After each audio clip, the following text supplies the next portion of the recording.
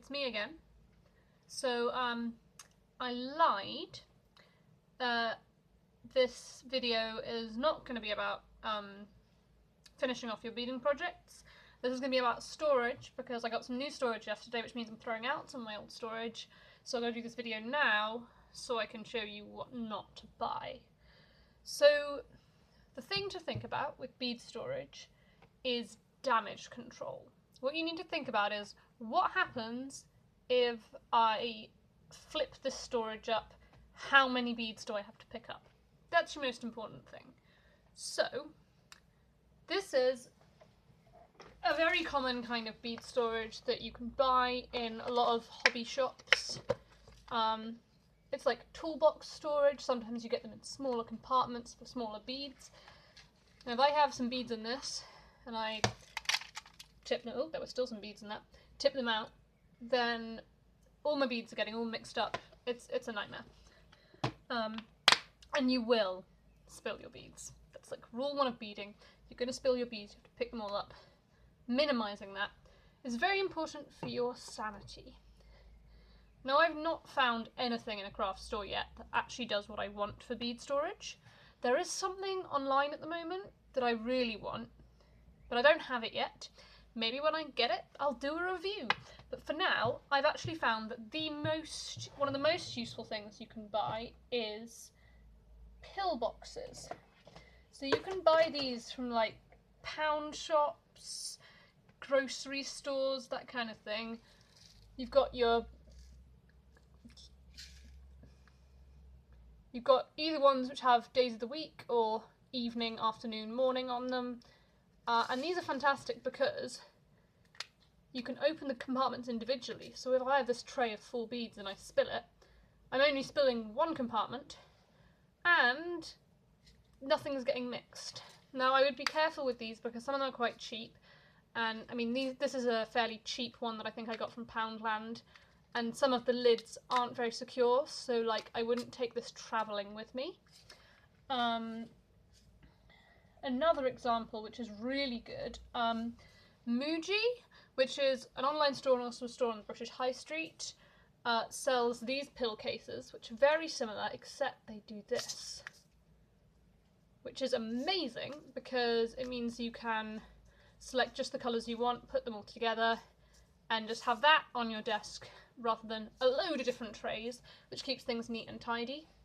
Again, single opening. Whilst I'm here, label your bead boxes with the beads that are in them. This is something that I don't do enough, but it means when you run out, you know exactly what you're buying, and you don't get confused on like differences between size 10s or size 11s or whatever.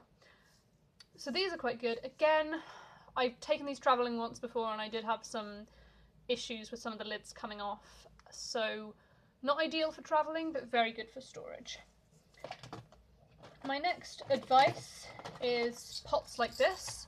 These are very good. These are screw top pots.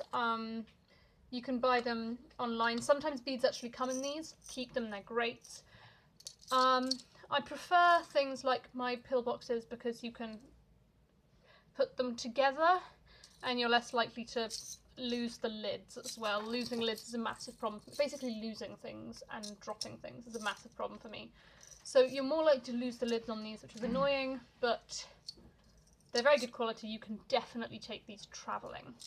So my next recommendation is slightly similar.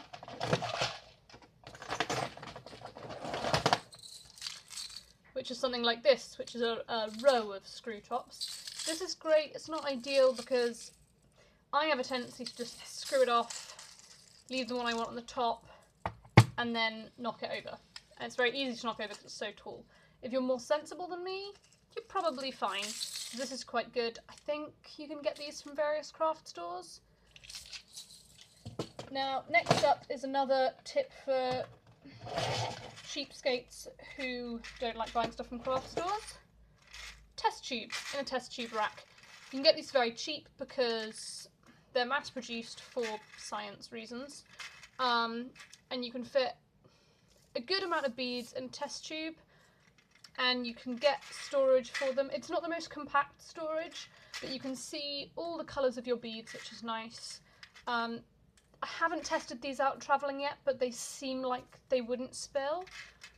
And I suspect if I lose the caps, they'll be very cheap to replace.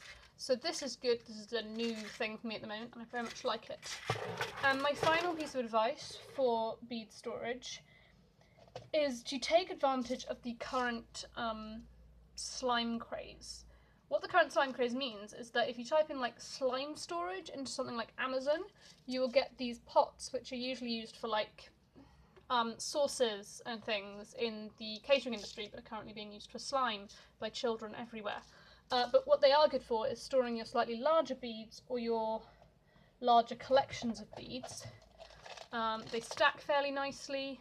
These ones have the lids attached, so no lid loss.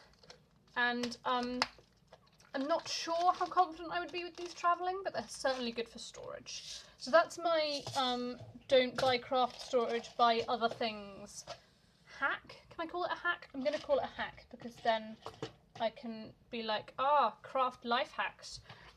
And whilst I'm talking about storage, here is another thing I really recommend. Now this is a craft product. This is my bead tray. This is the Beadsmith Traveller's Tray.